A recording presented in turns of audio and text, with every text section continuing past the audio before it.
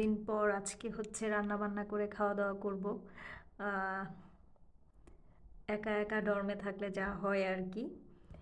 So এই হচ্ছে bus stand, ডর্মে চলে আসলাম। এখন হচ্ছে ভাত বসাই দিব, দেন হচ্ছে মুরগি রান্না করব। অনেক দিন পর রান্না করছি আসলে, নানান ব্যস্ততায় তেমনভাবে ভালো করে রান্না বান্না করে খাওয়া দাওয়া করতে খুব সমস্যা হয় না।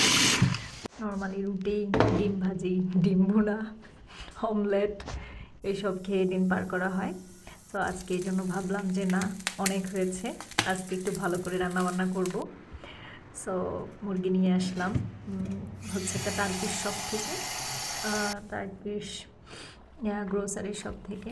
দেন এখন হচ্ছে সব কিছু প্রিপারেশন করে রান্নাটা শুরু করে দিব। হলুদ আর লবণ মেখে মাংসটা হচ্ছে ভেজে নেব। দেন বাকি প্রিপারেশনগুলো করে নেব। পেঁয়াজ, আদা রসুন কুচি কুচি করা, আসলে আদা রসুন কুচি কুচি করতে হচ্ছে বিকজ আমি হচ্ছে এখনও ব্লেন্ডার কেনার সময় পাইনি। খুব শীঘ্রই একটা হ্যান্ড ব্লেন্ডার কিনে নিব।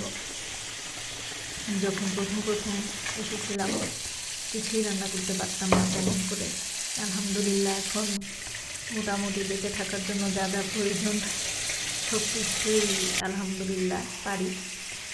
তো আমি শুরুতে যখন ডেনমার্কে ছিলাম তখন কাউকে দাওয়াতও দিতাম না যে কী খাওয়াবো, আমি তো অতটা ভালো করে রান্না পারি না, যদিও আমার হাসবেন্ড আমাকে ভালোবাসে, কিন্তু তারপরে ওর একার উপরে ভরসা করে তো আসলে কাউকে দাওয়াত দেওয়া যায় না।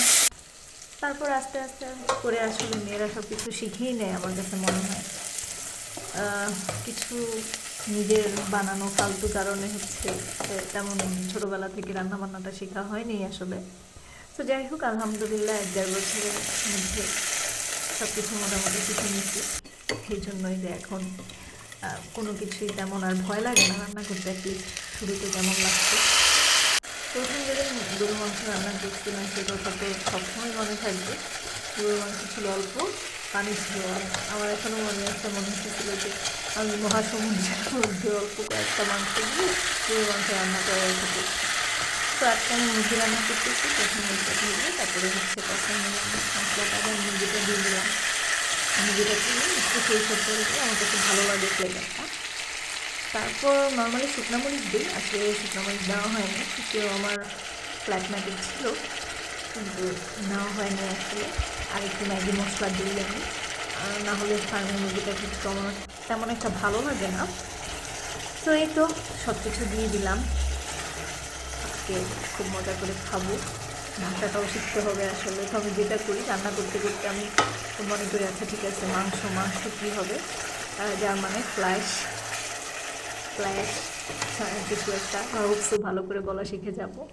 এর সামনে কি আর্টিকেল বলতে জাস্ট ফ্ল্যাশ।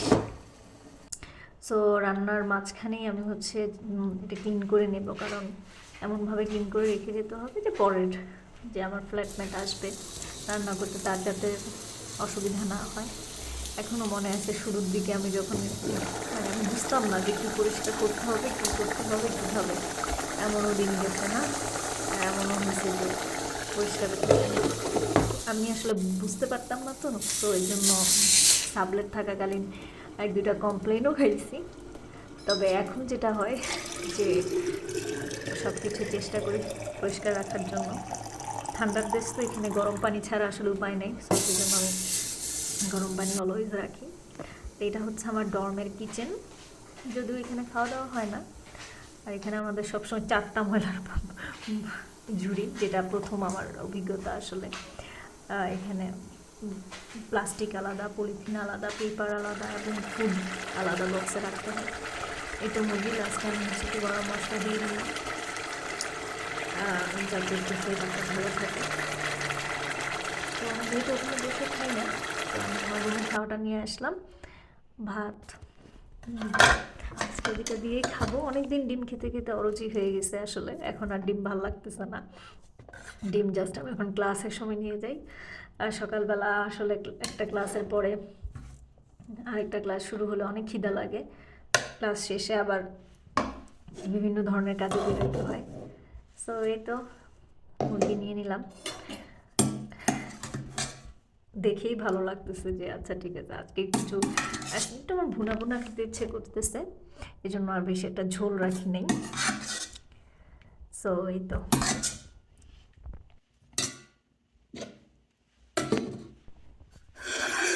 দেখেই ভালো লাগতেছে। এখন তো আসলে বুঝতে পারি যে মারা আগে কেন চিন্তা করতো যে কি খাবো, কি রান্না করব।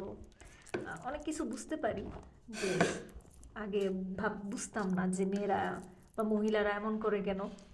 তো গত 2 বছরের সংসার জীবনে বুঝতে পারলাম আলহামদুলিল্লাহ অনেক কিছুই, যে কেন কি কারণে কি হচ্ছে। এই যে লাস্ট জিনিস, আজকের আমার কফি খেতেই হবে, আদারওয়াইজ আমার মাথায় কোনো পড়াশোনায় ঢুকবে না। একটু পরে আমি করতে বসবো ভাষা ভাষা শেখাটা। তো পড়তে বসার আগে আমি একটু বিকাল বলবো না, সন্ধ্যার দিকে বের হলাম আমার ডর্মের, আগের ডর্মে। আমি কিছুদিন সাবলেট ছিলাম একটা ডর্মে, সেখানে একটা নদীর পাড়ে হচ্ছে একটু ঘুরতে বের হলাম।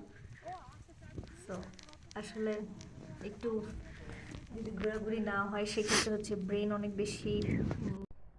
এই তো এসে আজকের পড়া শুরু করলাম। সবাইকে ধন্যবাদ। আল্লাহ হাফেজ।